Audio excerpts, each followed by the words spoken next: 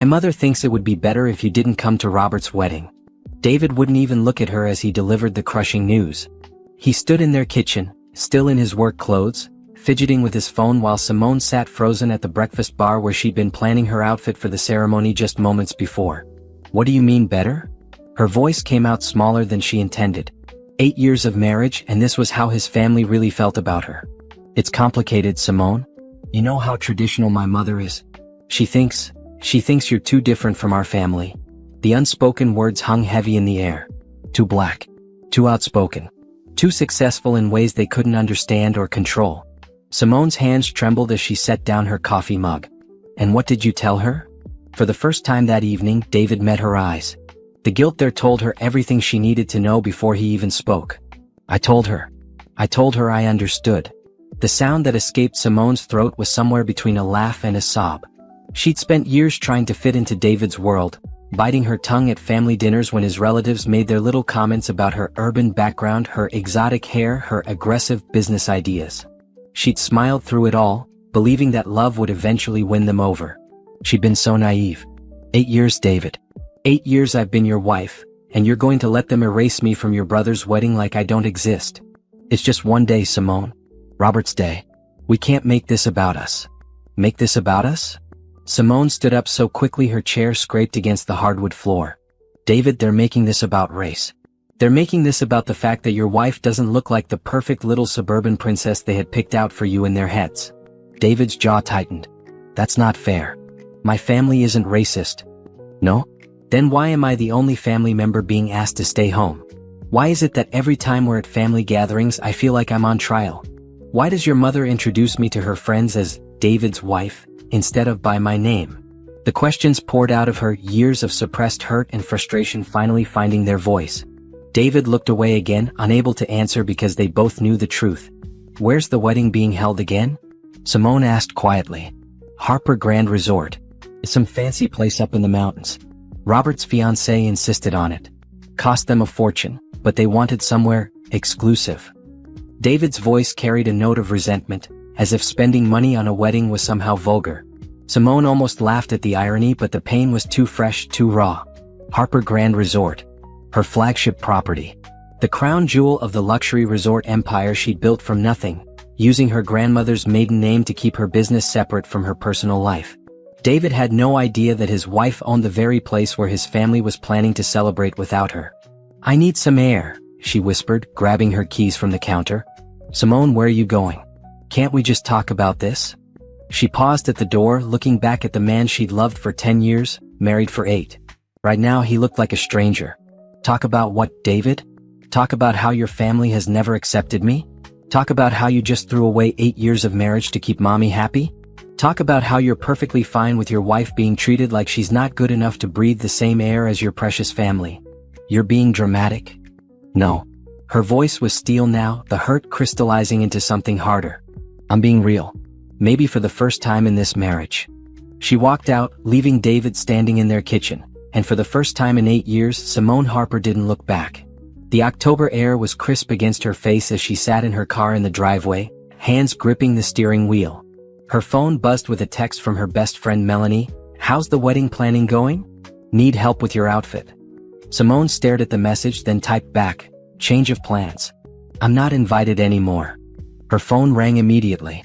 What do you mean you're not invited? It's your brother-in-law's wedding. David's family decided I'm not suitable for the occasion. The silence on the other end spoke volumes. Melanie had met David's family. She knew. Where's the wedding? Harper Grand Resort. Another pause. Then Melanie's voice, careful and controlled. Simone.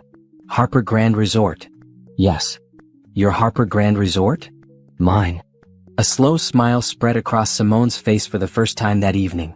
Mel, I think it's time David's family learned exactly who they're dealing with. Grace Harper had raised her daughter to be strong, but she'd also taught her to be smart.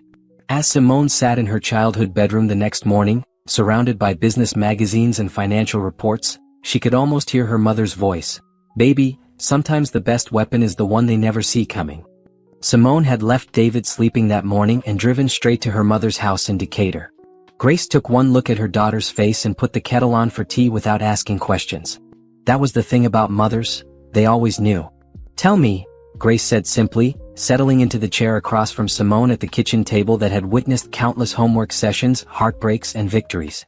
Simone laid it all out: the disinvitation, David's betrayal, the years of microaggressions and barely concealed racism from his family. Grace listened without interruption, her dark eyes growing harder with each detail. And David just went along with it? Grace's voice was deadly quiet. He said he understood their position. Grace's teacup rattled against the saucer as she set it down. That boy never deserved you. Mama? No, baby. I held my tongue for 8 years because you loved him, but I've watched that family treat you like you were some kind of charity case. Like you weren't good enough to clean their shoes. Grace leaned forward. Do they have any idea what you've built? Simone shook her head.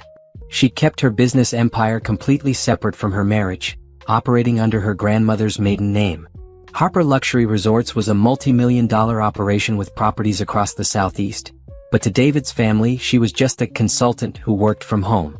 The irony wasn't lost on her that she'd taken her husband's last name in marriage, only to use it to build an empire he knew nothing about. 23 properties, Mama. From South Carolina to Texas. And they want to have their perfect little wedding at my flagship resort while making sure I'm not there to taint their precious day. Grace's smile was sharp as a blade. Baby, I think it's time for some truth-telling. Simone's phone buzzed with a text from David. Called in sick today. Can we please talk about this? She showed the message to her mother, who snorted. Now he wants to talk. Where was all this concern last night when he was throwing you under the bus? I should probably go home. Face this head on. You should. But first, call that resort of yours. I think there might be some details about the wedding that need your personal attention. Simone dialed the direct line to James Crawford, the manager of Harper Grand Resort. James had been with her since the beginning, a Howard University hospitality management graduate who understood both excellence and discretion. James, it's Simone. I need you to pull up the Harper Stevens wedding booking for October 20th. Of course, ma'am. Beautiful ceremony planned for the grand ballroom and gardens. The bride has been quite particular about the arrangements. I'm sure she has. James, I need you to do something for me, and I need you to keep it between us for now. Anything, Miss Harper. I'm going to be attending that wedding after all. As an owner, not as a guest. Make sure my private suite is ready, and I want a full report on every detail of their booking. Everything. Ma'am, is everything all right? Simone looked at her mother, who was grinning like she was watching her favorite movie. Everything's about to be perfect, James. For the first time in a long time. When Simone got home, David was pacing the living room like a caged animal. He looked like he hadn't slept, his usually perfect hair disheveled, his face drawn with worry. Thank God you're back. I was worried you might have. He stopped, taking in her calm expression, the subtle smile playing at the corners of her mouth. You seem different. Do I? Simone settled onto the couch, crossing her legs elegantly. How so? Less upset. About yesterday. Oh, I'm not less upset, David. I'm just clearer about what I'm dealing with. David sat down across from her, his hands clasped tightly. Look, I know yesterday didn't go well. Maybe I could talk to my mother again, see if... No. The simple word stopped him cold. No. I don't want you to talk to your mother. I don't want you to negotiate for my basic human dignity. I don't want to be the wife who has to beg her husband's family to treat her with respect. David's face flushed. It's not begging, Simone. It's compromise. It's family. Whose family, David? Because I'm your wife, which makes me your family. But apparently that doesn't count for much when push comes to shove. That's not fair. You know I love you. Simone studied her husband's face, looking for the man she'd fallen in love with a decade ago. He was still handsome, still carried himself with the confidence that had first attracted her. But somewhere along the way, that confidence had become weakness when it came to standing up for what was right. Do you know what I do for work, David? The question seemed to catch him off guard. You're a business consultant. You work from home, help companies with strategy stuff. Strategy stuff. Simone repeated the words slowly. In 8 years of marriage, you've never asked me specifics about my work. Never wondered why I travel so much, never questioned how I can afford to contribute equally to our mortgage, our vacations, our life. I trust you. I figured if you wanted to share details, you would. Or maybe you just didn't think it was important. Maybe you liked having a wife whose work you could dismiss as strategy stuff, because it made you feel more successful, more important. David's mouth opened and closed like a fish. That's not. I never thought. No, you didn't think. You didn't think about how it felt to be introduced to your colleagues as just a consultant. You didn't think about how it felt to have your mother constantly ask when I was going to get a real job. You didn't think about how it felt to watch you nod along when she did it. Simone stood up, smoothing down her dress. She felt lighter somehow, like she'd been carrying a weight she hadn't realized was there. I'm going to the office for a few hours. I have some business to attend to regarding October 20th. October 20th? But that's Robert's wedding day. Yes, I know. She picked up her purse, checking to make sure she had the keys to her Mercedes. Don't wait up. I have a feeling this is going to take a while. Harper Grand Resort was everything Simone had dreamed it would be when she'd first sketched the plans 5 years ago. Nestled in the North Georgia mountains, the property sprawled across 200 acres of pristine wilderness, with a main lodge built from local stone and timber that seemed to grow out of the mountainside itself. As her Mercedes wound up the private drive, Simone felt the familiar surge of pride that came with seeing her vision made real. The resort had been featured in Architectural Digest, Condé Nast Traveler, and Southern Living. It hosted Fortune 500 corporate retreats, celebrity weddings, and high-profile political events. It was, by any measure, a crown jewel of Southern hospitality and luxury. And in 6 days, David's family would be here, celebrating without her, completely unaware that every dollar they'd spent was going into her pocket.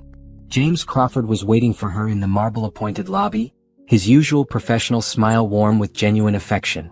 At 45, James had the kind of distinguished presence that made guests immediately trust him with their most important events. He also had an MBA from Howard and a wicked sense of humor that Simone appreciated. Miss Harper, welcome home. Thank you, James. Walk with me. They moved through the resort's public spaces, past the soaring windows that offered breathtaking views of the Blue Ridge Mountains, past the infinity pool that seemed to spill directly into the valley below, past the spa where the sound of water features created an atmosphere of zen-like calm. Tell me about our bride and groom, Simone said as they entered her private elevator to the penthouse suite she maintained for her own use. Robert Harper and Jennifer Stevens. Booked the premium wedding package, grand ballroom for 150 guests, cocktail hour in the Mountain View Terrace, dinner reception with full bar service, bridal suite for 2 nights and 6 guest rooms for family. James handed her a thick folder as they entered her suite. The space was decorated in warm earth tones with African art and textiles that reflected her heritage, a stark contrast to the sterile contemporary style of the home she shared with David. The bride has been challenging, James continued diplomatically. She's changed the floral arrangements 3 times, insisted on replacing our award-winning chef's menu with catering from someplace in Buckhead, and demanded we move 3 of our permanent art pieces because they don't match her aesthetic. Simone raised an eyebrow. Our Romari Bearden piece? Among others. Interesting. Simone flipped through the correspondence file. Jennifer's emails grew progressively more demanding and entitled as the wedding date approached. There were complaints about the urban music selection the resort's pianist typically played during cocktail hours, requests to tone down the African-inspired elements in the resort's decor, and a particularly nasty email about wanting to ensure the staff understood their place during the event. The mother of the groom has been equally delightful, James said, his tone carefully neutral. Patricia Harper. She specifically requested that all serving staff for the event be presentable and well-groomed, and asked for assurance that the resort could provide appropriate staff for such a high-class event. Simone's jaw tightened. She'd built Harper Grand Resort with a deliberate focus on employing and promoting people of color in an industry where they were often relegated to invisible positions. Her executive chef was a James Beard Award nominee, her sommelier had trained in France, and her events team had orchestrated weddings for governors and celebrities. But Patricia Harper was concerned about whether they'd be appropriate for her son's wedding. There's more, James said carefully. The bride specifically requested that no ethnic music be played during the ceremony or reception. She's provided a very specific playlist of what she calls classic traditional wedding music. Simone looked at the playlist. It was as white and bland as Wonder Bread. No jazz, no soul, no gospel, no blues, basically no musical genres that black artists had created or significantly influenced. At a resort in Georgia. In 2023. They've essentially tried to whitewash our entire operation for their wedding day, Simone said. That would be an accurate assessment. Simone walked to the floor-to-ceiling windows that looked out over the mountains. Somewhere down there, David was probably still wondering why she'd seemed so calm earlier. He had no idea that his wife wasn't just angry, she was strategizing. "James, I want you to set up a meeting with Jennifer and her future mother-in-law. Tell them there are some last-minute details about the wedding that require their attention. Schedule it for Friday, the day before the wedding." "What kind of details?" Simone smiled, and James recognized the expression. He'd seen it before when difficult clients underestimated her, usually right before she reminded them exactly who they were dealing with. The kind that require the owner's personal attention. "And the groom's family? Should I mention that you're David's wife?" "No. Let's let that be a surprise. I have a feeling this conversation is going to be educational for everyone involved." That evening, Simone was in her home office when David knocked on the door. She'd converted the small room into her command center years ago, with multiple monitors, a secure phone line, and enough filing space for the documents related to her business empire. David rarely entered this room. He claimed it made him feel like he was intruding on her hobby. "Hey," he said tentatively. "I brought you some dinner." "Thank you." She accepted the plate without looking away from her computer screen, where she was reviewing the financial projections for her newest property acquisition in Charleston. "What are you working on?" "Business." David hovered in the doorway, clearly wanting to say more but not knowing how to start. Finally, he cleared his throat. "I've been thinking about what you said earlier. About my family, about respect. And maybe I could have handled things differently." Simone finally looked at him. "Could have. Should have. I should have handled things differently." David sat down in the chair across from her desk. "I love you, Simone. I don't want to lose you over this." "Over this?" Simone repeated. "David, this isn't about one wedding. This is about 8 years of watching your family treat me like I'm not good enough, and watching you let them do it."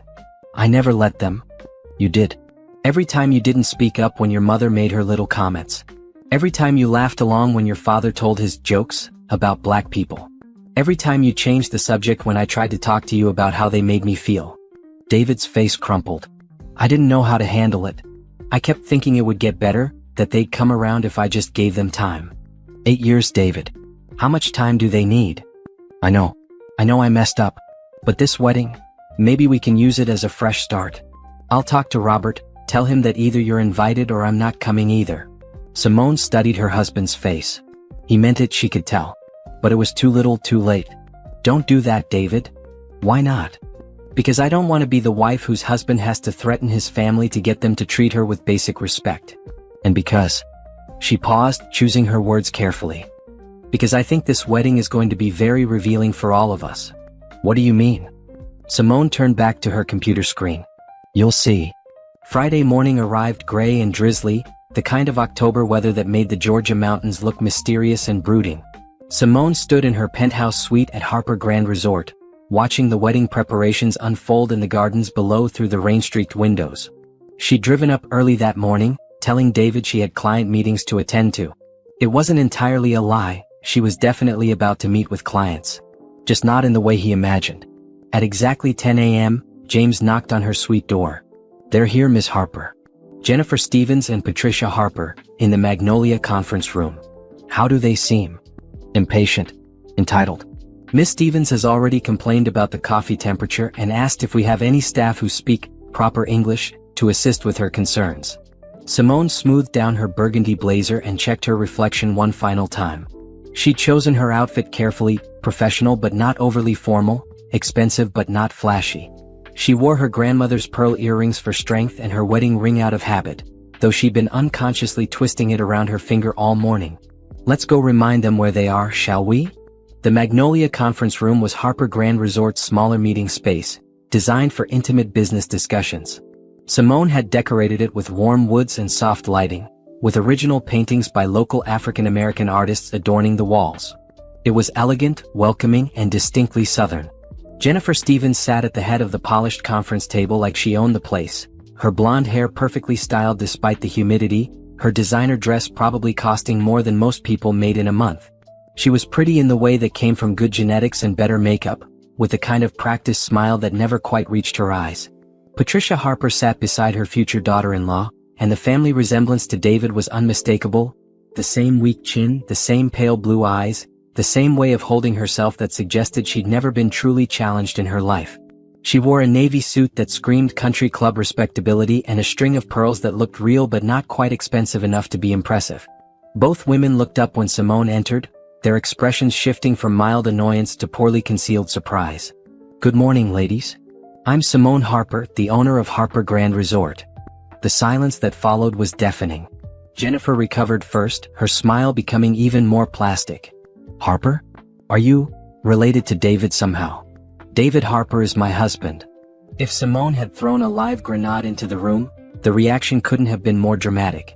Patricia's face went completely white, then flushed red. Jennifer's mouth opened and closed like a fish gasping for air. "Your husband," Patricia repeated faintly. "Yes. Married 8 years this past June." Simone settled into the chair across from them, perfectly composed. "I understand there have been some concerns about your wedding arrangements that require the owner's personal attention. You own this place?" Jennifer's voice had gone up an octave. "Harper Grand Resort, plus 22 other luxury properties throughout the Southeast. It's a family business." Simone smiled warmly. "My grandmother always taught me the importance of hospitality." Patricia finally found her voice. This is impossible." David never said." "David doesn't know." Simone's smile never wavered. "I've kept my business interests separate from my personal life. I find it helps me maintain perspective on what really matters." She opened the folder James had prepared, pulling out copies of Jennifer's correspondence. "Now, about these concerns you've expressed regarding our staff and facilities." Jennifer's face had gone pale under her foundation. "I think there's been some misunderstanding." "Oh, I don't think so." Simone laid out the emails one by one. "Your concern about our urban music selection. Your request to remove African art from the public spaces. Your insistence that our staff be presentable and well-groomed for your high-class event." She looked up. "I'm curious what you meant by those terms." We just wanted to make sure everything was appropriate," Jennifer stammered. "Appropriate for what exactly?" The question hung in the air like smoke. Patricia cleared her throat. "This is all very unexpected. But I'm sure we can work through any misunderstandings. David never mentioned that you were in the hospitality business. Didn't he? How strange. Although I suppose when you think someone's work is just strategy stuff, you don't really pay attention to the details." Patricia's eyes narrowed. She was beginning to recover from the shock, and Simone could see the wheels turning. "Well, regardless of this situation, we've paid for a wedding and we expect to receive the services we contracted for." "Absolutely." Simone leaned forward. "Which brings us to the reason I called this meeting. You see, there's been a significant development regarding your event." "What kind of development?" Jennifer's voice was barely a whisper. "Well, it seems there was an oversight in our booking system. Your wedding is scheduled for tomorrow, October 20th at 4 p.m. Unfortunately, we've just discovered that the resort is already committed to hosting another event that weekend." "What do you mean?" Patricia's voice was sharp with panic. "We're hosting a reunion for the Spelman College class of 1965. Remarkable women, all of them. Civil rights pioneers, educators, business leaders. They've been planning this reunion for 2 years and we're honored to host them." This was technically true. Simone had indeed agreed to host the reunion about an hour ago, when she'd called her sorority sister who was organizing the event and offered the resort services pro bono. "That's impossible," Jennifer said desperately. "We booked this date months ago. We have contracts." "Oh, you absolutely do. And we'll honor every detail of your contract."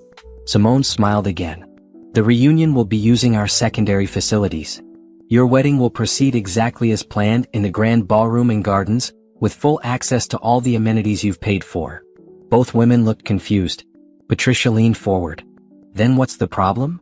"There's no problem at all. I just wanted to make sure you were comfortable with the arrangements, given your previous concerns about the atmosphere of our resort." The realization dawned slowly on both faces. "You mean there will be..." Jennifer couldn't even finish the sentence. "Approximately 200 distinguished African American women celebrating their achievements and sisterhood," Simone said cheerfully. "They'll be here all weekend. The most accomplished group of women you could possibly imagine: doctors, lawyers, professors, entrepreneurs, politicians.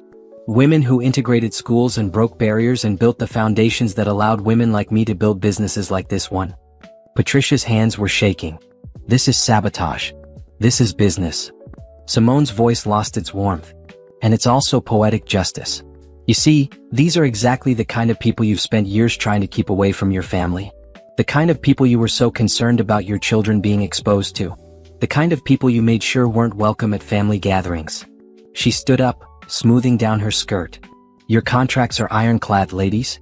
Your wedding will proceed as scheduled. But so will our reunion. And I have a feeling it's going to be a very educational weekend for everyone involved. You can't do this, Jennifer said, but her voice lacked conviction. I can and I am. But I want you to know that none of this is about revenge. It's about respect. It's about dignity. And it's about consequences. Simone moved toward the door, then paused. Oh, and ladies? I'll be attending the wedding after all. David doesn't know yet. That's going to be my little surprise for him. I hope you don't mind if I bring a guest. My mother is so looking forward to meeting you. She left them sitting in stunned silence, their perfect little world crumbling around them like a house of cards in a hurricane. The drive back to Atlanta gave Simone time to think, but every mile that passed only strengthened her resolve.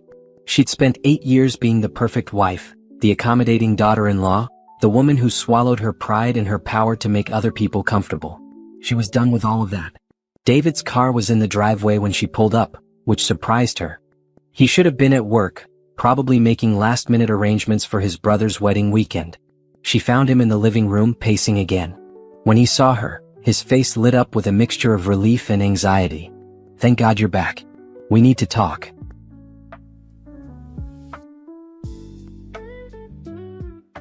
Do we? Simone set down her purse and studied her husband. He looked terrible, haggard, stressed, like he hadn't slept in days. My mother called me this morning.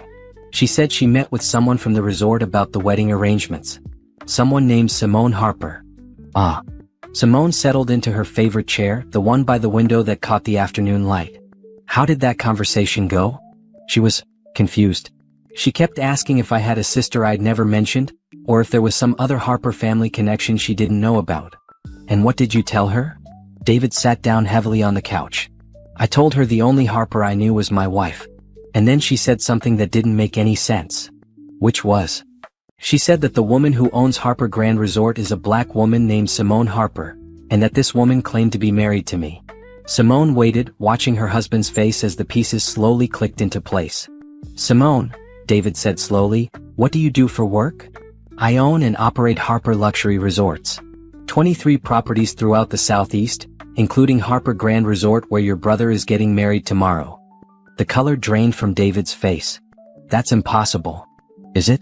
Why is it impossible, David? Because you're a consultant. You work from home. You do strategy stuff. I am a consultant in a way. I consult with architects and contractors and interior designers and marketing firms and catering companies and event planners. I work from home because I own multiple homes, and my home office coordinates business across multiple states. And yes, I do strategy stuff, business strategy for a multi-million-dollar hospitality empire. David stared at her like she'd grown a second head. Multi-million-dollar? The resort where your family is having their precious wedding? I built it from the ground up. Designed every room, hired every employee, chose every piece of art. It's my vision, my sweat, my achievement. But how? When? I would have known. Would you? Simone leaned forward. David, in 8 years of marriage, how many times have you asked me about my work? Really asked, with genuine interest and attention?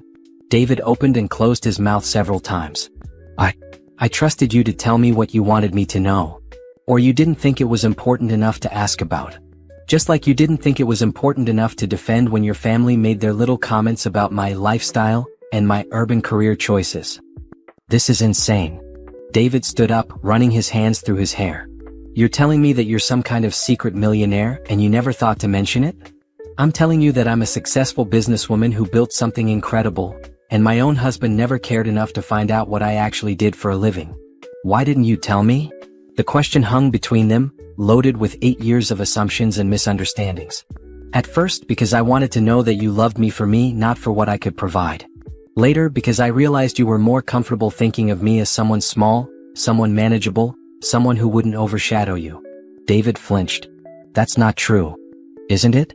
Think about how you introduce me at your company parties. This is my wife, Simone. She does some consulting work. Think about how you talk about our finances. You always act like your salary is supporting our lifestyle, even though I contribute equally to everything. I never meant to make you feel small, invisible, like my work didn't matter. Simone shook her head. I know you didn't mean to, David. That's what makes it so much worse. It was unconscious, automatic. You couldn't even see what you were doing. David slumped back onto the couch. The resort where Robert's getting married is mine. Every dollar your family spent on that wedding went into my pocket. Every service they're receiving is provided by my employees.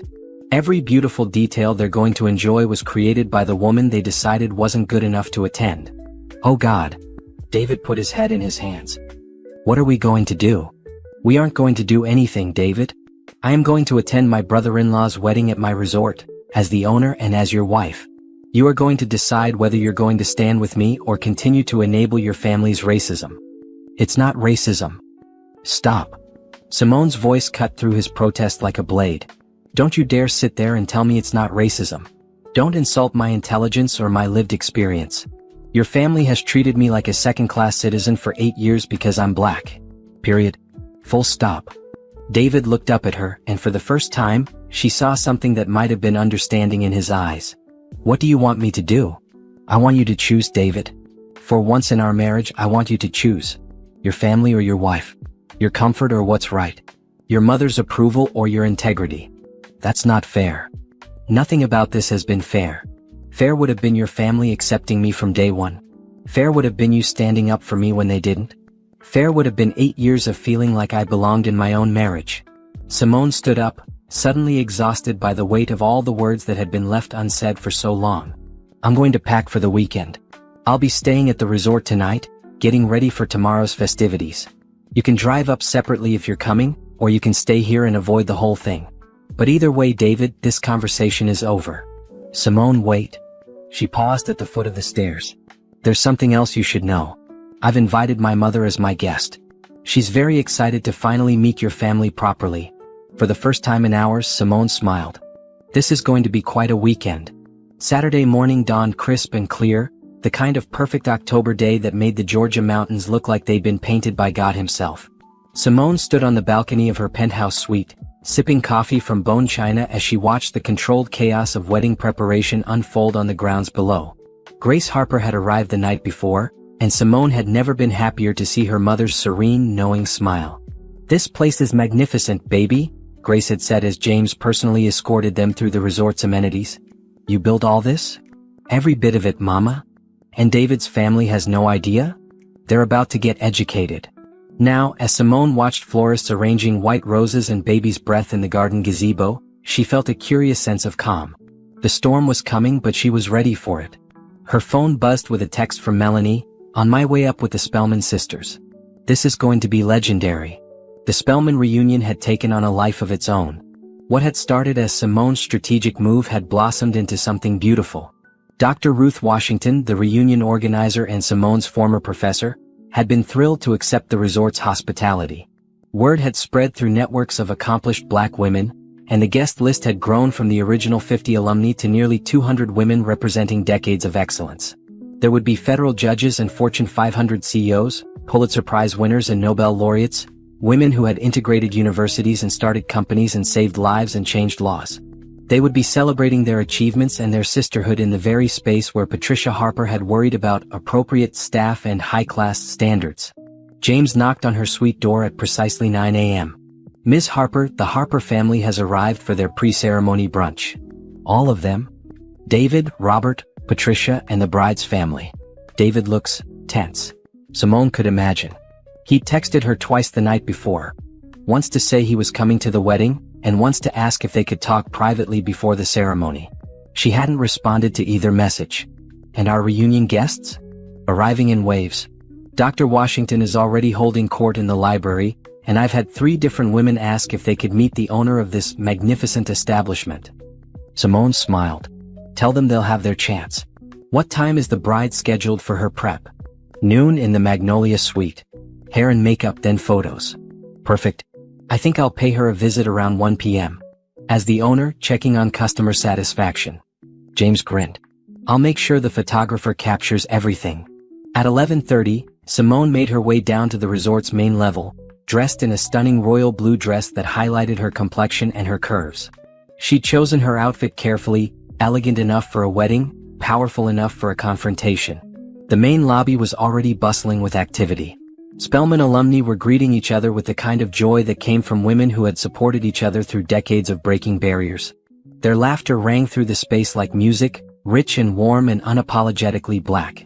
And in the middle of it all, looking like deer caught in headlights, stood Patricia Harper and Jennifer's mother, both clutching mimosas and staring around them with barely concealed horror. Simone. Dr. Washington's voice carried across the lobby. Girls, come meet the phenomenal woman who made all this possible. Suddenly, Simone was surrounded by a group of women whose accomplishments read like a who's who of American excellence. Dr. Patricia Johnson, the first black woman to perform heart surgery in Georgia. Judge Althea Williams, who had presided over landmark civil rights cases. CEO Margaret Davis, whose tech company had just gone public for $2.3 billion. You built all this? Dr. Johnson asked, looking around at the soaring architecture and thoughtful design. From the ground up. My grandmother always said that if you want something done right, you do it yourself. Your grandmother was a wise woman, Judge Williams said. This place is extraordinary. The attention to detail, the way you've honored African American artists and craftspeople. It's a celebration of our culture. That was always the goal. To create a space where excellence and beauty and heritage could coexist. Patricia Harper was close enough to overhear the conversation, and Simone watched her face grow paler with each compliment, each revelation of the caliber of women surrounding her. Excuse me, Patricia interrupted, her voice strained. Are you all here for some kind of conference? The women turned to look at her, and Simone saw decades of experience dealing with microaggressions and condescension in their collective gaze. We're here for a reunion, Dr. Washington said coolly. Spelman College, class of 1965. Though we've been joined by sisters from other years as well. Spelman, Patricia repeated faintly. The premier historically black college for women, Judge Williams explained with the patience of someone who had spent her career educating the willfully ignorant. We're celebrating 58 years of excellence and sisterhood. Oh. Patricia looked around at the group of women, distinguished, accomplished, radiating the kind of confidence that came from a lifetime of achievement.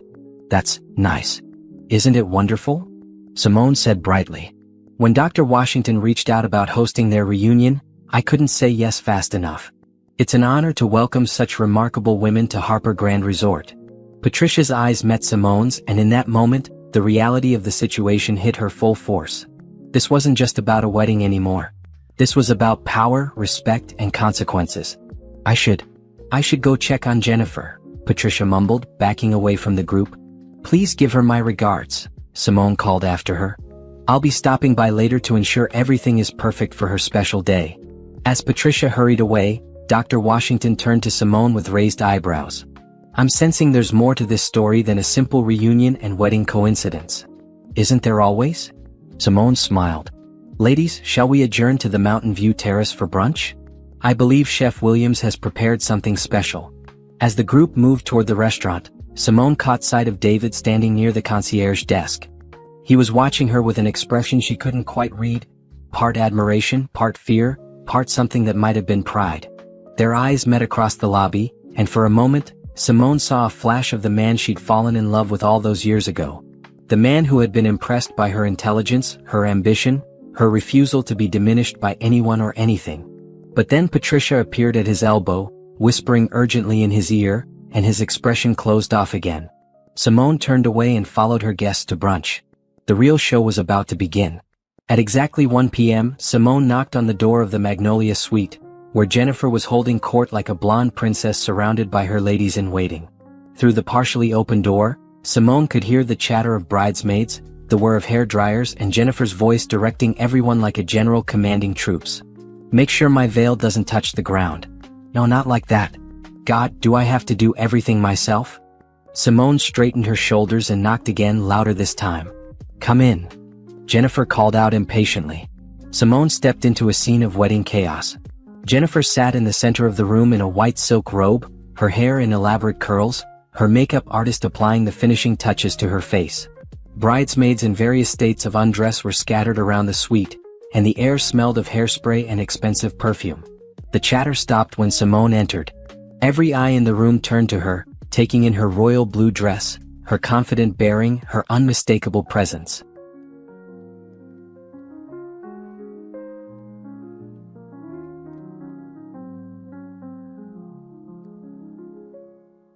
"I'm sorry to interrupt," Simone said smoothly.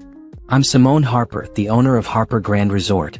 I always like to check on our brides personally to ensure everything is meeting your expectations." The silence in the room was deafening. Jennifer's mouth fell open, her lipstick only half applied.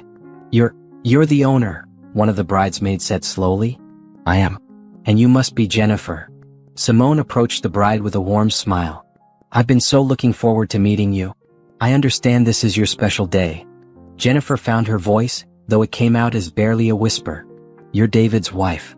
"I am indeed. 8 wonderful years." Simone's smile never wavered. "I hope you don't mind that I'm attending the ceremony after all. Family is so important, don't you think?" But you weren't invited," one of the bridesmaids said tactlessly. Simone turned to her with raised eyebrows. "I wasn't invited to my brother-in-law's wedding? How strange. I can't imagine why that would be." The room erupted in whispered conversations as the bridesmaids began to piece together the situation.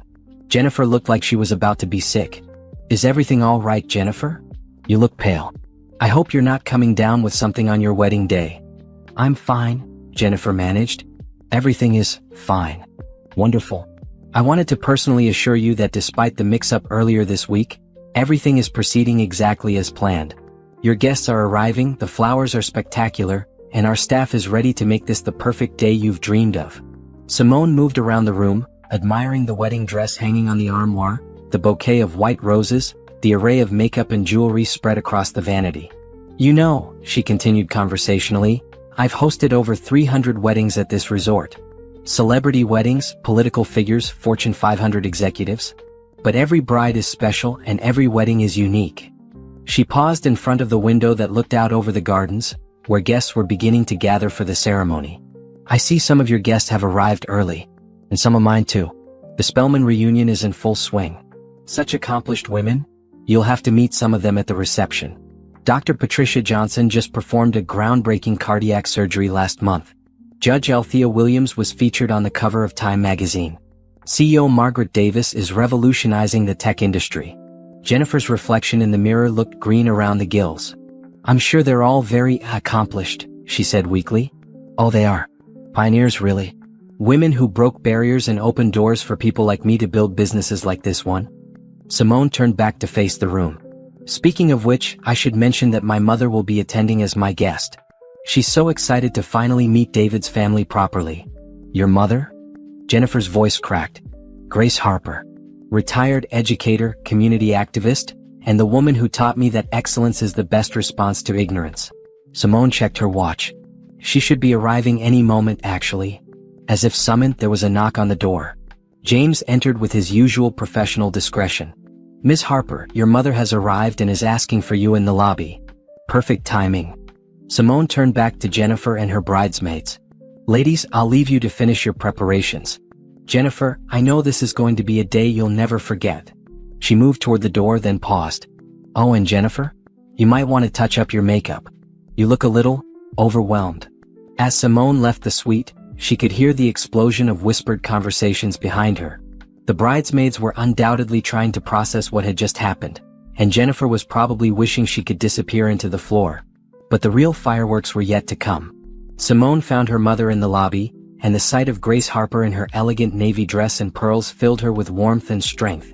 At 58, Grace carried herself with the dignity of a woman who had faced down segregation, discrimination, and countless challenges with grace and determination.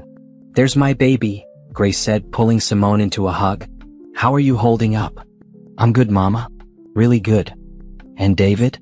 "David is about to learn some very important lessons about family, respect, and consequences." Grace's smile was sharp with pride. "That's my girl. Now, where is this family that thinks they're too good for us?" "They're around somewhere. Probably trying to figure out how to handle the fact that all their assumptions just got turned upside down." As if on cue, David appeared at the far end of the lobby. He spotted Simone and Grace immediately, and Simone watched him gather his courage before walking over to them. "Mrs. Harper," he said formally, extending his hand to Grace. "It's good to see you again." Grace looked at the offered hand for a long moment before shaking it. "David, I wish I could say the same." The coldness in her voice could have frozen water. David flinched but pressed on. "I'm glad you could make it to Robert's wedding." "Are you?" Grace's eyebrows rose. Because from what I understand, my daughter wasn't welcome at this family celebration until very recently. David's face flushed red. There was a misunderstanding. No misunderstanding, baby, Grace said smoothly. Just truth coming to light. Truth about who your family really is and truth about who my daughter really is. She looked around the beautiful lobby, taking in the African art, the elegant furnishings, the obvious success and sophistication of the operation. You know, David, I raised my daughter to be strong, to be excellent, to never let anyone make her feel small. But I also raised her to love with her whole heart. Grace's voice softened slightly. She loved you enough to hide her light under a bushel for 8 years, thinking that would make you and your family more comfortable. Mrs. Harper. But here's the thing about light, David. It can't stay hidden forever. And when it finally shines, it shows everyone exactly what they've been missing. Simone watched her husband's face as her mother's words hit home. For the first time, she thought she saw real understanding in his eyes. The ceremony starts in an hour, Simone said quietly. You should probably go find your family and prepare them for what's about to happen. David nodded, started to walk away, then turned back. Simone, I'm proud of you. I should have said that years ago, but I'm saying it now. I'm proud of what you've built, and I'm ashamed of how I've acted. Thank you, Simone said simply. But David? Pride isn't enough anymore. I need to see action. He nodded again and walked away, leaving Simone and Grace standing together in the lobby of the empire Simone had built. You ready for this, baby? Grace asked. Simone looked around at her resort, at the Spellman sisters celebrating their achievements, at the wedding guests beginning to gather for a ceremony that was about to become much more than anyone had anticipated. I've been ready for this my whole life, Mama.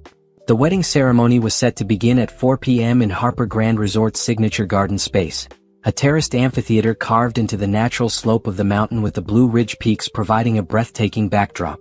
White chairs were arranged in perfect rows, adorned with flowing white ribbons and bouquets of roses. An elegant white arch stood at the altar, framed by ancient oak trees whose leaves had turned brilliant shades of gold and crimson. It was, by any measure, a perfect setting for a wedding. But as guests began to take their seats, the atmosphere crackled with tension that had nothing to do with pre-ceremony nerves. Simone stood at the back of the garden with her mother, watching the complex social dynamics unfold. On one side of the aisle sat the Harper family and Jennifer's relatives. Mostly white, mostly uncomfortable, stealing glances at the other side where the Spellman reunion attendees had claimed seats with the confidence of women who belonged everywhere they chose to be. Dr. Ruth Washington had embraced the opportunity to witness what she called a teaching moment in real time. Judge Althea Williams sat regally in the third row, her presence alone commanding respect. CEO Margaret Davis was comparing notes with Dr. Patricia Johnson about the resort's impeccable design and service. And scattered throughout were other wedding guests who seemed caught between two worlds, unsure where their loyalties should lie. David stood at the front with Robert and the groomsmen, his face pale but determined. Patricia Harper sat in the front row, clutching her purse like a shield, her mouth set in a thin line of barely controlled panic. Your husband looks like he's about to face a firing squad, Grace observed. He might be, Simone replied. That depends on what he does in the next hour. James appeared at Simone's elbow with his customary discretion. Ms. Harper, the bride is ready to begin her processional. Shall I cue the musicians? By all means. Let's give Jennifer the wedding she's always dreamed of. The string quartet began the opening notes of Pachelbel's canon, and the bridesmaids began their march down the aisle in flowing lavender dresses. They moved with practiced precision, but Simone could see the tension in their shoulders, the way their eyes darted nervously between the two very different groups of wedding guests. The ceremony proceeded with traditional vows and readings. Robert and Jennifer exchanged rings and promises of love that, in any other circumstances, would have been purely joyful. But Simone could see the weight of unspoken tensions in every gesture, every glance between the families. When the minister pronounced them husband and wife and invited Robert to kiss his bride, the applause was polite but restrained. This should have been a moment of pure celebration, but instead it felt like the calm before a storm. Ladies and gentlemen, the minister announced, I present to you Mr. and Mrs. Robert Harper. As the newlyweds walked back down the aisle, beaming with joy, Simone felt a pang of sadness. This young couple was starting their marriage in the shadow of family prejudice and misunderstanding. They deserved better. But perhaps what was about to happen would give them a chance for better. The cocktail hour was held on the Mountain View Terrace, where guests mingled over champagne and hors d'oeuvres while the newlyweds took photos. It was here that the real tension began to surface. Simone watched from across the terrace as Patricia Harper cornered David near the bar. Even from a distance, she could see the heated whispered conversation, Patricia's animated gestures, David's increasingly defensive posture. Trouble in paradise? Grace murmured. Just the reckoning that's been 8 years in the making. Dr. Washington approached them, champagne flute in hand. Simone, this resort is absolutely magnificent. The way you've integrated local artists and craftspeople, the attention to sustainable practices, the celebration of cultural heritage. It's a masterclass in hospitality with purpose. Thank you, Dr. Washington. That means everything coming from you. I hope you don't mind me asking, but there seems to be some tension at this wedding, beyond the usual family drama. Simone glanced at her mother, who nodded encouragingly. The groom is my brother-in-law. His family has spent 8 years making it clear that I'm not welcome in their circle. They uninvited me from this wedding because they felt I wouldn't fit with their traditional celebration. Dr. Washington's eyebrows rose. They uninvited you from your own resort? They had no idea it was mine. My husband has never shown enough interest in my work to know what I actually do for a living. Good Lord. Dr. Washington shook her head. And now they're discovering that the woman they considered beneath them owns the very place they chose for their most important family celebration. Poetic justice, Grace said with satisfaction. Indeed. Dr. Washington studied Simone with the keen eyes of someone who had navigated decades of similar challenges. What happens next? That depends on my husband and his family, and whether they're ready to face some uncomfortable truths about respect, dignity, and what family really means. As if summoned by their conversation, David appeared at Simone's side. His face was flushed, his jaw tight with barely controlled emotion. We need to talk, he said quietly. Now. Simone looked at her mother and Dr. Washington. Excuse me, ladies. Duty calls. She followed David to a quiet corner of the terrace, away from the other guests but still visible to anyone who cared to watch. My family is freaking out, David said without preamble. Are they? My mother wants to know why you never told me about your business. Robert wants to know if this is some kind of elaborate revenge plot. Jennifer's parents are talking about whether they can cancel the reception and go somewhere else. And what did you tell them? David ran his hands through his hair, a gesture she'd seen 1,000 times over 8 years of marriage. But this time there was something different in his posture. Something that looked like backbone. I told them that you're my wife, that you're brilliant and successful and everything I should have been celebrating for years instead of taking for granted. I told them that if anyone should be embarrassed tonight, it's me, for not knowing my own wife well enough to understand what she's accomplished. Simone studied his face. And I told them that if they can't treat you with the respect you deserve, they can find another venue for their reception. For the first time in days, Simone felt genuinely surprised. You said that? I said that. To my mother, to Robert, to anyone who would listen. David stepped closer, his voice dropping. Simone, I've been a coward. I've let my family treat you terribly because it was easier than standing up to them. I've diminished your achievements because they made me feel small. I've been a terrible husband. Yes, Simone said simply. You have. I know. And I know that saying I'm sorry isn't enough. I know that promising to do better isn't enough. But I'm saying it anyway because it's true, and because I love you more than I love my family's approval. Before Simone could respond, James appeared at her elbow with an expression of barely contained urgency. Ms. Harper, I'm sorry to interrupt, but there's a situation that requires your immediate attention. What kind of situation? The bride's family is demanding to speak with you about canceling the reception. They're quite agitated. Simone looked at David, then at the wedding guests mingling on the terrace, then at the beautiful celebration she'd worked so hard to create. Tell them I'll be right there, she said calmly. It's time to finish this. The Magnolia conference room had been transformed into a makeshift war room. Jennifer's parents, Patricia Harper, and 2 of Robert's groomsmen had claimed the space like occupying forces, their voices raised in animated argument about options and alternatives. Simone entered the room with the calm confidence of someone walking into her own domain. She was followed by David, Grace, and Dr. Washington, who had insisted on providing what she called moral support and witness testimony. Ladies and gentlemen, Simone said, her voice cutting through the chatter like a blade. I understand you wanted to speak with me. Jennifer's mother, a thin woman with perfectly styled silver hair and the pinched expression of someone perpetually dissatisfied, stepped forward like a general addressing the troops. Mrs. Harper, We need to discuss the situation that's developed regarding tonight's reception. What situation would that be? The presence of additional guests who weren't part of our original arrangements. Simone's smile was arctic. You mean the Spelman College reunion attendees? Accomplished women celebrating their achievements at a resort I built specifically to honor excellence and heritage. We booked this venue for a private wedding celebration, Patricia Harper interjected, her voice shrill with barely controlled panic. We didn't agree to share the space with outsiders. Outsiders. Simone repeated the word slowly, tasting its implications. How exactly do you define outsiders, Patricia? People who aren't part of the wedding party. People who don't belong. People who don't look like you, Grace Harper interrupted, stepping forward with the presence of a woman who had faced down much worse than suburban racism. Why don't you just say what you mean, honey? The room fell silent. Jennifer's mother looked like she was choking on her own words. This is about race, Dr. Washington said calmly, her voice carrying the authority of someone who had presided over landmark civil rights cases. You're uncomfortable sharing space with accomplished black women at an event hosted by a black woman at a resort owned by a black woman. Is that correct? That's not what this is about, Jennifer's father blustered, but his face was red and his hands were shaking. Then explain it to me, Simone said. Because from where I'm standing, it looks like you booked a venue at a resort that celebrates African American culture and heritage, demanded that the staff remove any evidence of that culture for your event, made disparaging comments about the appropriateness of my employees, and are now upset to discover that successful black women will be present during your celebration.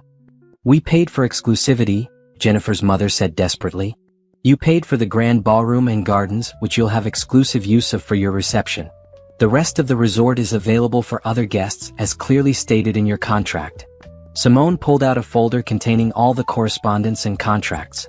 Would you like me to review the specific terms you agreed to? This is ridiculous, one of the groomsmen said. There has to be something you can do. Move the other event, refund our money, something. Move the other event. Simone turned to face him directly. You want me to ask a group of accomplished women, doctors, lawyers, judges, business leaders, to move their reunion so that you can be more comfortable? Is that what you're suggesting? That's exactly what we're suggesting, Patricia Harper said, her mask of politeness finally slipping completely. This is my son's wedding day. It's supposed to be perfect, and having those people here is ruining everything. The silence that followed was deafening. Those people, Grace Harper repeated softly. My God, you really just said that out loud. David, who had been standing quietly in the corner, suddenly stepped forward. Mother, stop talking. Right now. David, don't you dare take her side. Her side. David's voice cracked with emotion. Mother, she's my wife. Her side is supposed to be my side. It should have been my side 8 years ago, and it's damn sure going to be my side now. Patricia Harper stared at her son like he'd grown horns. You can't possibly choose this woman over your own family. This woman? David's voice rose. This woman is my family. She's my wife, she built this incredible business empire, she's accomplished more than any of us ever dreamed of, and you want to call her, this woman? He turned to face the room, his face flushed with years of suppressed anger and newfound courage. My wife owns this resort. She employed every person serving you tonight. She designed every detail you've been enjoying. She created this beautiful space where your son is getting married, and you have the unmitigated gall to ask her to make other guests leave so you can be more comfortable. David, Jennifer's mother tried to interrupt. No. I'm talking now. David's voice was stronger than Simone had ever heard it. For 8 years, I've watched my family treat my wife like she wasn't good enough. Like she was some kind of charity case I'd picked up out of misguided sympathy. I've listened to your comments about her background, her culture, her achievements. I've watched you exclude her from family events and make her feel unwelcome in her own marriage. He paused, looking directly at his mother. And I've been a coward. I've let it happen because it was easier than standing up to you. Because I was more concerned with keeping peace than protecting the woman I promised to love and honor. Patricia Harper's face went white. How dare you speak to me like that? How dare I? Mother, how dare you treat my wife the way you have? How dare you try to erase her from family celebrations? How dare you assume she wasn't worthy of basic respect and dignity? Simone watched her husband with a mixture of pride and sorrow. This was the man she'd fallen in love with, strong, principled, willing to stand up for what was right. But it had taken 8 years and a public confrontation for him to find his voice. The reception will proceed as planned, Simone said calmly. You're welcome to enjoy the celebration you paid for, in the company of whichever guests choose to attend. Or you're welcome to leave. But you will not ask me to discriminate against other guests to make you more comfortable." Jennifer's mother looked like she was about to explode. "This is outrageous. We'll sue. We'll demand a full refund. We'll make sure no one ever books events here again." "Feel free to try," Simone replied evenly. "My legal team includes 3 former federal prosecutors and the best entertainment law firm in Atlanta. My customer base includes Fortune 500 executives, federal judges, and governors from 6 states. But by all means, explain to them why you think your daughter's wedding reception is more important than basic human dignity." Dr. Washington stepped forward, her presence commanding immediate attention. "I think we've heard enough. The choice is simple. You can celebrate this young couple's marriage in the spirit of love and family, which includes accepting all family members with respect, or you can continue to embarrass yourselves with behavior that belongs in the 1950s. She looked around the room with the stern gaze of someone who had spent decades fighting for justice. "But let me be very clear, we are not leaving. We have every right to be here, we're conducting ourselves with dignity and grace, and we're celebrating achievements that this nation should be proud of." "So what's it going to be?" Grace Harper asked, her voice carrying the quiet strength of someone who had faced down much worse than this. "Are you going to choose love, or are you going to choose hate?" The room fell silent again. Jennifer's parents looked at each other, at Patricia Harper, at the faces around them. For a moment, Simone thought they might actually choose wisely. Then Jennifer's mother straightened her shoulders and lifted her chin with the entitlement of someone who had never been told no. "We're leaving," she announced. "We'll take our business elsewhere." "The reception is in 2 hours, James pointed out diplomatically. "Your guests are already gathered, your vendors are in place, and your daughter is expecting to celebrate her wedding tonight." "Then she can celebrate without us," Jennifer's father said coldly. "We won't be part of this circus." With that, they swept out of the room, leaving behind a silence that felt both heavy and oddly relieved. Patricia Harper stood frozen for a moment, torn between following Jennifer's parents and staying for her son's wedding. Finally, she looked at David with eyes full of hurt and confusion. "I hope you're happy," she said quietly. "I hope she was worth destroying your family." "She didn't destroy our family, Mother," David said sadly. "You did. With 8 years of racism and cruelty disguised as tradition." Patricia Harper walked out without another word. David turned to Simone, his face pale but determined. "I guess that's that." "I guess it is," Simone agreed. "How do you feel?" "Terrified. Relieved. Ashamed that it took this long." He looked at her with eyes that held 8 years of regret. "Can you ever forgive me?" Before Simone could answer, there was a soft knock on the door. Robert appeared in the doorway, still in his wedding tuxedo, his face etched with pain and confusion. "Is it true that Jennifer's family left?" he asked quietly. "Yes," David said. "And so did Mom." Robert slumped against the doorframe. "What am I supposed to tell Jennifer? How do I explain that our families just abandoned us on our wedding day?" It was Grace Harper who answered, her voice gentle with the wisdom of someone who had weathered many storms. "Baby, you tell your wife that marriage isn't about the families you came from. It's about the family you choose to build together. And if those families can't support your love with respect and dignity for all involved, then maybe it's time to build something better." Robert looked at Simone with eyes that reminded her painfully of David's. "I'm sorry. For all of this. I never wanted. I didn't know." "I know you didn't," Simone said gently. "The question is, what do you want to do now?" The grand ballroom of Harper Grand Resort had been transformed into a wonderland of white roses, soft lighting, and elegant drapery that seemed to float like clouds from the soaring ceiling. Crystal chandeliers cast a warm glow over round tables dressed in ivory linens, and the wall of windows overlooking the mountains had been opened to let in the crisp evening air. It should have been the perfect setting for a fairy tale reception. Instead, it felt like the aftermath of a battlefield. Simone stood in the doorway surveying the scene. Half the tables were empty. Jennifer's family and several of their friends had followed her parents out of the resort in a dramatic exodus that would probably fuel gossip for years. Patricia Harper's absence left a gaping hole at the family table. The remaining guests sat in uncomfortable clusters, unsure whether they should stay or go, celebrate or mourn the family fracture they just witnessed. And in the center of it all sat Jennifer and Robert, the newlyweds who should have been glowing with happiness but instead looked shell-shocked and lost. "This is heartbreaking," Grace murmured beside her daughter. "Those poor children." Simone watched as Jennifer dabbed at her eyes with a tissue, trying not to ruin her makeup while her new husband held her hand and whispered what appeared to be reassurances. Around them, the remaining wedding guests made awkward small talk and avoided looking directly at the couple's obvious distress. "What do you want to do, baby?" Grace asked. "This is your event now." Simone considered her options. She could let the reception proceed as planned, awkward, truncated, overshadowed by family drama. She could quietly withdraw and let the young couple figure out how to salvage their celebration. Or she could do what her grandmother had always taught her: lead with grace and show others what was possible. "James," she called to her resort manager, who was hovering nearby with the concerned expression of someone watching a perfect event dissolve into chaos. "Yes, ma'am?" "Are the Spellman sisters still planning to hold their celebration dinner in the Dogwood Room?" "Yes, ma'am." Dr. Washington said they didn't want to interfere with the wedding reception. "Change of plans." Ask Dr. Washington if she'd be willing to combine the celebrations. "Tell her I think it's time for some healing, and I could use the wisdom of extraordinary women." James's face broke into a slow smile. "Yes, ma'am. I think she'll love that idea." Simone walked across the ballroom toward the head table, her heels clicking on the polished marble floor. Conversations quieted as she passed, and she could feel the weight of curious and apprehensive stares. When she reached Jennifer and Robert, she pulled out the empty chair that should have held Patricia Harper and sat down. "How are you two holding up?" she asked gently. Jennifer looked up with red-rimmed eyes.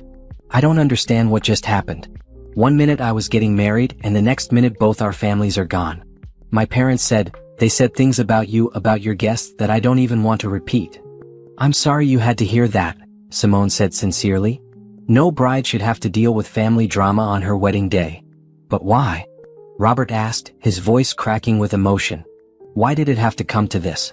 Why couldn't everyone just get along for one day?" Simone looked at this young man who shared David's features but seemed to have a softer heart, and felt a pang of sympathy. He genuinely didn't understand how they'd gotten here. "Robert, can I ask you something?" "Of course." "In the 2 years you've been with Jennifer, how many times have you heard your mother or her parents make comments about my background, my culture, or my relationship with David?" Robert's face flushed. There were some comments, but I thought they were just, old-fashioned thinking. I didn't think they meant anything serious."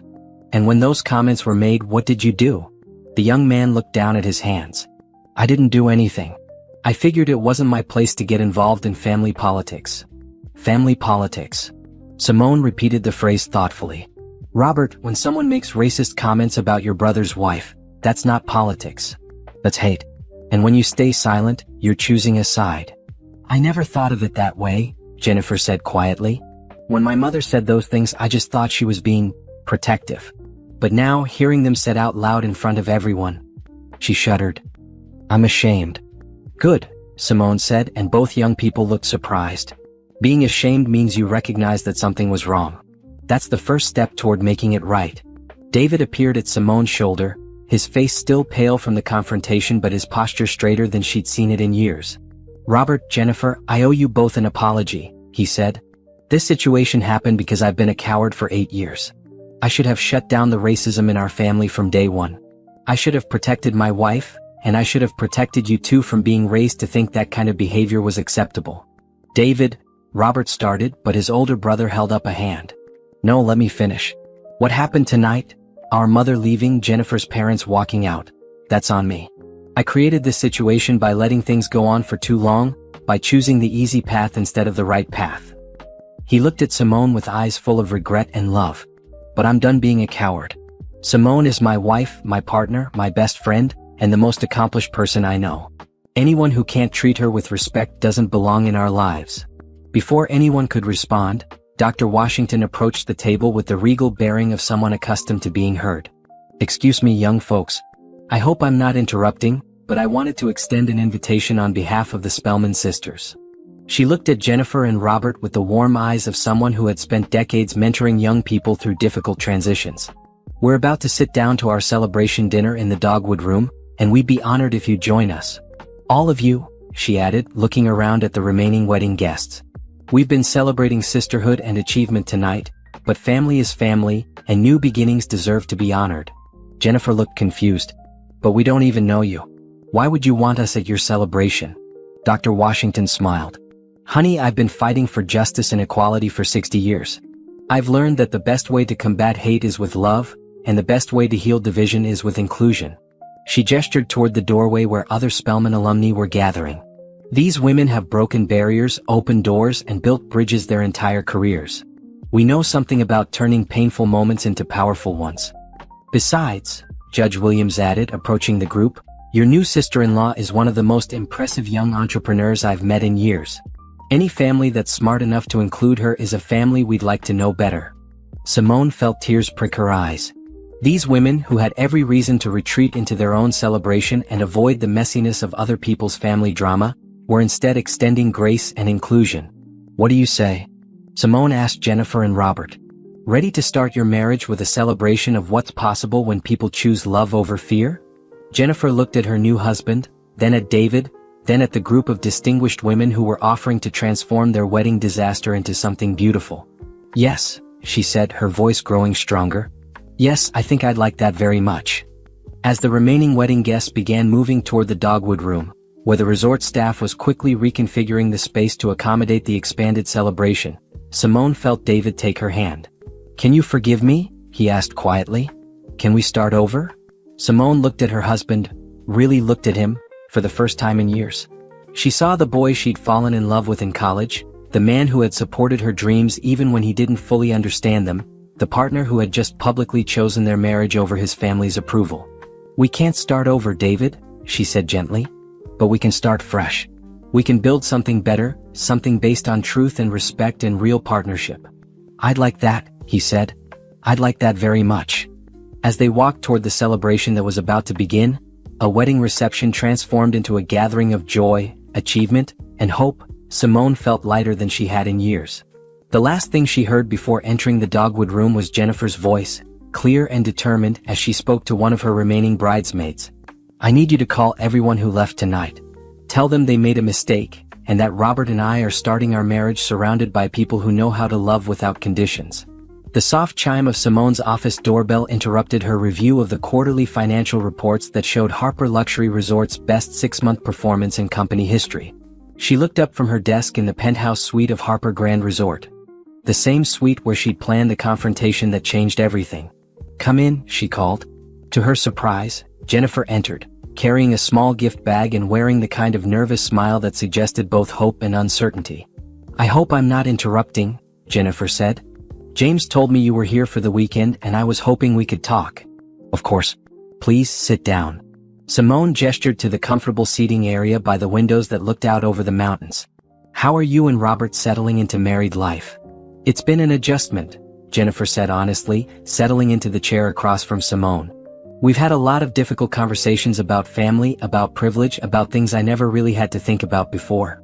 She paused, looking down at her hands. I wanted to apologize. Not just for what happened at the wedding, but for everything that led up to it.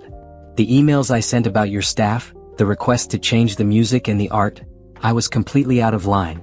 I appreciate that, Simone said. But you weren't the only one making those decisions. No, but I was an adult who chose to go along with them instead of questioning them. My parents raised me to think that our way of doing things was the right way, the only way, and I never challenged that until I was forced to. Jennifer reached into her gift bag and pulled out a beautifully wrapped package. This is for you. It's not much, but I wanted you to have something meaningful. Simone unwrapped the gift carefully, revealing a framed photograph from the wedding reception. But it wasn't a traditional wedding photo.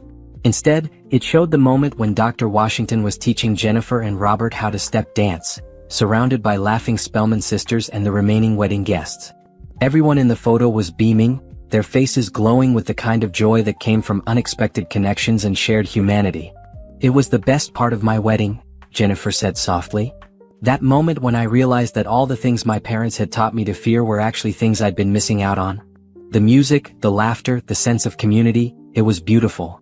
Simone studied the photograph, remembering that magical hour when barriers had dissolved and people had simply enjoyed each other's company. Dr. Washington had indeed turned a potential disaster into something transformative. How are things with your parents? Simone asked. Complicated. They're still angry about what happened, still convinced that you somehow orchestrated the whole thing to embarrass them. Jennifer sighed. But Robert and I have made it clear that they need to figure out how to treat you and David with respect if they want to be part of our lives. And David's mother? She's come around slowly. I think losing Robert's wedding was a wake-up call for her. She started making an effort, asking questions about your business, trying to understand what she missed all these years. Simone felt a flutter of surprise. Patricia Harper had indeed reached out several times over the past few months, awkward but genuine attempts to bridge the gap that her own actions had created. David tells me she's been taking cooking classes, Jennifer continued with a small smile. Southern cuisine specifically. She wants to learn how to make your grandmother's cornbread recipe.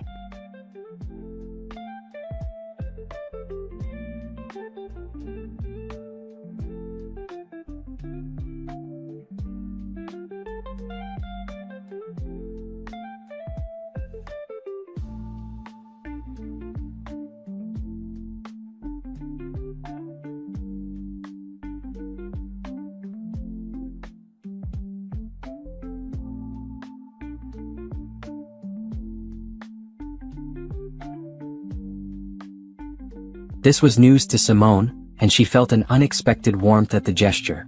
Patricia Harper learning to cook soul food was about as close to an apology as she was likely to get. "How is the marriage counseling going?" Simone asked. She knew that Jennifer and Robert had started therapy immediately after the wedding, determined not to repeat their family's mistakes. Eye-opening. Dr. Martinez has helped us understand how much of what we thought was normal was actually harmful. We're learning to build a relationship based on equality and respect rather than assumptions and tradition. Jennifer leaned forward, her expression earnest. "Simone, I need you to know that what happened at our wedding changed everything for us.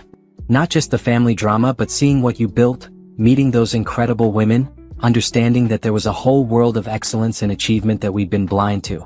I'm glad something positive came out of it. More than positive. Transformative." Jennifer's voice grew stronger. "I've enrolled in graduate school to study social work. I want to work with organizations that promote racial equity and economic justice. And Robert has joined the board of the scholarship fund that Dr. Washington told us about, the one that helps first-generation college students." Simone felt genuine pride in this young woman who had grown so much in just 6 months. "That's wonderful, Jennifer. That's the kind of work that really makes a difference. It's work I never would have considered before I met you and your friends. Before I understood how much I had to learn." Jennifer paused. "There's something else. Robert and I are planning to renew our vows on our first anniversary, and we'd like to do it here at the resort. But this time we want to do it right." "What does right mean to you?" "It means celebrating all of our families, honoring all of our traditions, and making sure that love is the only requirement for attendance." Jennifer smiled. "Dr. Washington has agreed to officiate, and your mother has promised to help us plan a reception that actually reflects the joy and diversity that marriage should represent." Simone felt tears threaten. "You've come a long way in 6 months. We had good teachers. And we had a powerful example of what real strength and grace look like under pressure." As Jennifer prepared to leave, she turned back one more time. "Simone, thank you for not giving up on us. You could have written us off as hopeless, but instead you gave us a chance to be better. That's a gift we'll never forget." After Jennifer left, Simone sat alone in her office, looking out at the mountains that had witnessed so much change over the past year. Her phone buzzed with a text from David, "Dinner with Mom tonight. She's making cornbread. Can you believe it?" She smiled and typed back, "Can't wait to taste it. Love you." The response came immediately, "Love you too. Thank you for never giving up on me." Simone set down her phone and picked up the framed photograph Jennifer had given her. In it, she could see the exact moment when fear had transformed into joy, when prejudice had given way to possibility, when a wedding disaster had become a celebration of what was possible when people chose love over hate. Her grandmother had always said that the best revenge was a life well lived. But looking at this photo, Simone realized that the best revenge was actually transformation. Turning moments of pain into opportunities for growth, using power not to punish but to heal, and building bridges strong enough to support the weight of difficult truths. Harper Grand Resort had hosted hundreds of events over the years, but Simone knew that Robert and Jennifer's wedding would always be the most important. Not because it was the most elegant or the most expensive, but because it was the day that fear gave way to love, and a family learned that real strength came not from exclusion but from inclusion. The mountains outside her window glowed in the late afternoon sun, solid and enduring, a reminder that some things were built to last. Like love. Like dignity. Like the bonds that formed when people chose to see each other's humanity instead of their differences. Simone Harper smiled and returned to her work,